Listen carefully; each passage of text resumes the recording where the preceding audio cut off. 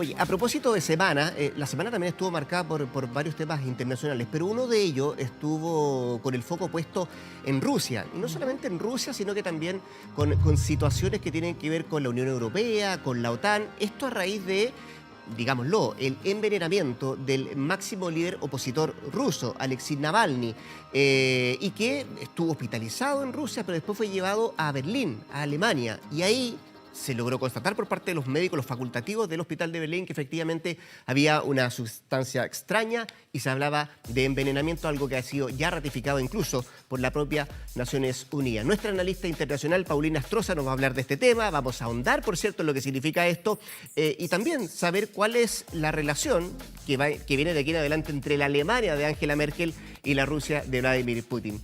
¿Qué tal, Paulina? ¿Cómo te va? Buenas tardes. ¿Cómo están? Buenas tardes, Carolina, Rodrigo, un gusto de conversar con ustedes. Hola, Paulina. A ver, se habla ya de un silenciamiento, por un lado, que hubo un envenenamiento de Frentón, como decía Rodrigo, ya se dieron a conocer incluso y se informaron las instancias internacionales, la OTAN, la Unión Europea.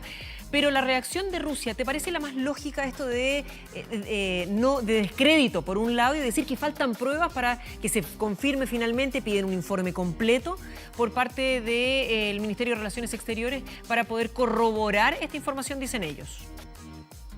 ¿La reacción de Rusia o la reacción de los Estados Unidos? Porque aquí hay dos reacciones, porque por un lado el presidente Trump lo que pide justamente dice que no hay información y que pide una mayor investigación por un lado, y por parte de Rusia, evidentemente ellos están partiendo de la negación, pero es fundamentalmente porque a diferencia de lo que ocurrió con el caso que seguramente ustedes también recordarán del año 2018, en el cual en Inglaterra, en el Reino Unido, se trató de matar también por este mismo agente químico a un ex espía, Sergei Skripal, más su hija.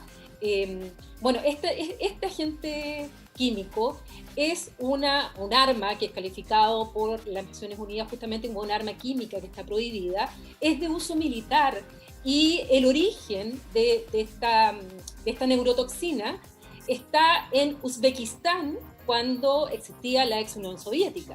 Por lo tanto es de uso militar, el cual está en manos de los servicios militares rusos. No hay otros países que tengan este agente, por eso que las sospechas van directamente a Rusia, y además porque por las características que tiene, efectivamente es una sustancia que es muy potente. Se requiere muy poco, cantidad para poder matar a una persona, para poder envenenarla, y sería la segunda vez que estaría siendo utilizada en un envenenamiento a un, en este caso, opositor, al principal opositor de Rusia, de Putin, que es Alexei Navalny. Dime. Sí, es que justamente como tú traes a recordar el caso de 2018, donde aparentemente se habrían untado las manillas de la casa y por eso que no solamente este exespía es el que se ve afectado, sino que también su familia. Pero al ser tan potente este Novichok, que es tan potente, se habla de entre 30 segundos y 2 minutos que podría llegar a causar la muerte. En este caso particular del líder opositor ruso, se toma mucho tiempo, él se empieza a sentir mal, si hacemos un recuento muy rapidito, en el avión en el que él iba viajando, donde se trasladaba desde Omsk, que veíamos recién las imágenes, hasta Moscú. Y pasa aproximadamente 40 minutos en el avión, luego llega esta ambulancia que vemos ahí y este hombre todavía no recibe ninguna atención específica producto de esta intoxicación. Supuestamente en el vuelo podrían haber pensado que era una intoxicación por alimenticia, digamos, y él todavía puede mantenerse con vida durante todo este periodo. Por lo tanto, ¿qué es lo que se tramaría detrás de esto? Porque si la idea era que él muriera de frentón, o no se utilizó la cantidad suficiente o hubo una complicación mayor, porque él debería haber muerto mucho más rápido. Mira, aquí hay varias tesis al respecto. Yo leí un artículo de un colega especialista en este tema, en que señala, bueno, en primer lugar, si es que realmente esto fue ordenado por Putin. Y si no fue ordenado por Putin y fue ordenado por cercanos a Putin, bueno, también, hay una vinculación con el régimen. La otra posibilidad es que hubiese sido utilizado por terceros que tienen acceso a este agente tóxico, y lo cual sería también mucho más peligroso porque estaría en terceras manos.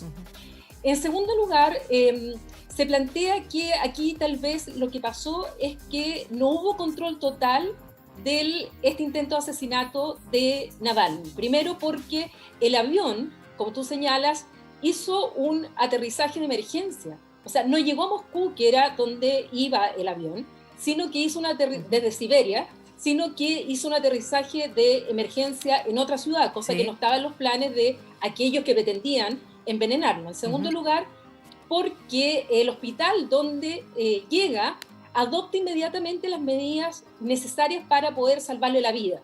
Y eso tampoco habría estado en los planes de aquellos que querían envenenarlo. Y en tercer lugar, porque interviene Alemania, donde pide inmediatamente y a través de una ONG ponen a disposición un avión militar para llevárselo a Berlín.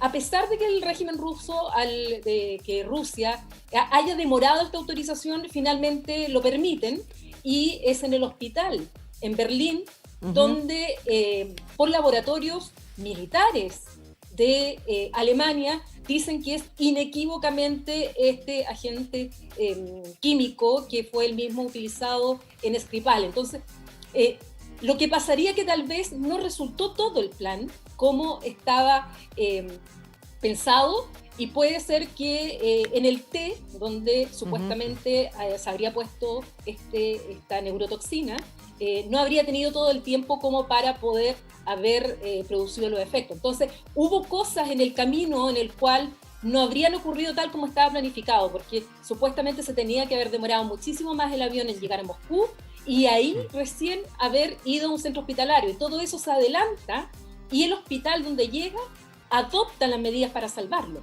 Entonces, todas estas cosas, se plantea que tal vez finalmente no fue el crimen perfecto, y Navalny finalmente está, pese a que está en una situación de estado de coma en un hospital en Berlín, todavía está vivo. Paulina, deja llevarte al nivel de las relaciones, que también es tan importante o más importante de lo que ha pasado respecto a la situación de este líder opositor ruso. Y las relaciones tienen que ver con lo que pasa interna y externamente en Alemania. Entiendo que la presión para la canciller Angela Merkel es bastante grande desde el punto de vista de que revise las relaciones de ahora con Rusia. Pero hay un factor que no es menor, que tiene que ver con el gas natural. Entiendo que Rusia exporta desde el año 1973 gas natural a Alemania, y hoy día ese país es el principal destino de exportación del gas natural de Rusia en los últimos años. ¿Cómo hace Merkel para lidiar con esto? Con la presión interna, revisar las relaciones y tener que depender del gas natural ruso. A ver, esto es una situación que ya Angela Merkel había vivido con Ucrania, cuando se produjo la situación en Crimea, y de alguna manera estamos viviendo lo que ya ocurrió el año 2014, porque efectivamente, como tú señalas, Alemania depende mucho del gas natural. De hecho, es más o menos un 25% de lo que utiliza hoy día como fuente energética, pero recordemos que Alemania, y en específico Angela Merkel, prometió que ya no iban a utilizar más la energía nuclear a partir del año 2022. Y además están en este plan de descarbonización, o sea, no utilizar ni energía nuclear ni tampoco carbón. Y eso implica que tienes que buscar alternativas, y una de las alternativas es el gas natural. Y Alemania utiliza de este 25%, tiene que importar el 95% de gas natural. Y de este 95%, la mitad viene justamente de Rusia. Y actualmente está viniendo a través de uno de los gasoductos que pasa por Ucrania. Pero al pasar por Ucrania, por lo que ocurrió en el año 2014, donde además Ucrania cobra un porcentaje porque el gas natural pase por ahí, en el año 2005 ya el ex canciller de aquella época, el primer ministro, el canciller Gerhard Schröder, había llegado a un acuerdo con Putin con Rusia para poder hacer una alternativa de gasoducto que pasara por el mar Báltico. Y empiezan las negociaciones en aquella época. De hecho, Schröder hoy día el presidente de los accionistas de Nord Stream AG, que es la compañía que está haciendo este gasoducto. Entonces, este gasoducto va a traer gas natural no pasando por territorio de Ucrania, sino que por el mar Báltico y pasando por 5 países y va a llegar directo a Alemania. Esto, en primer lugar, significa que no tienen que recurrir al gas líquido, que es otra alternativa, pero es muchísimo más cara. Es directa desde Rusia hacia Alemania y es muchísimo más barata. Entonces, Alemania necesita cada vez más energía y como se ha comprometido con lo otro, bueno, está este gran proyecto que está casi terminado.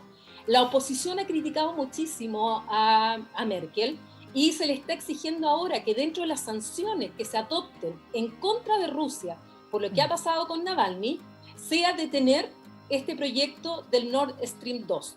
Y Angela Merkel ha dicho que no es una de las sanciones a adoptar. Además está a punto de terminar la construcción, que son 1.200 kilómetros de este gasoducto. Y anoche el ministro de Relaciones Exteriores de Alemania ha dicho que hay que adoptar una posición común de la Unión Europea, que le están dando un ultimátum a Rusia para que entregue más información respecto a lo que pasó, porque si no van a adoptar sanciones. Pero él dice van a ser focalizadas estas sanciones y no quiere que se mezcle con que solamente sea el detener esto del gas, porque ellos dependen del gas.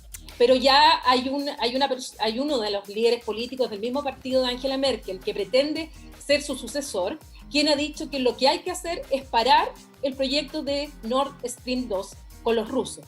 Y esto evidentemente es una presión enorme. Paulina, vamos a quedar muy, pero muy atentos efectivamente si es lo que va a ocurrir durante la semana y por supuesto las repercusiones que puede tener después de que el equipo entonces del líder opositor ruso tomara la decisión de llevarlo a Berlín y que vemos las grandes repercusiones que ha generado al respecto. Muchísimas gracias, Paulina Astroza, por haber conversado con nosotros. Gracias, Paulina. Buen domingo. Que esté muy bien. Gracias a ustedes, que estén bien. Hasta la próxima semana.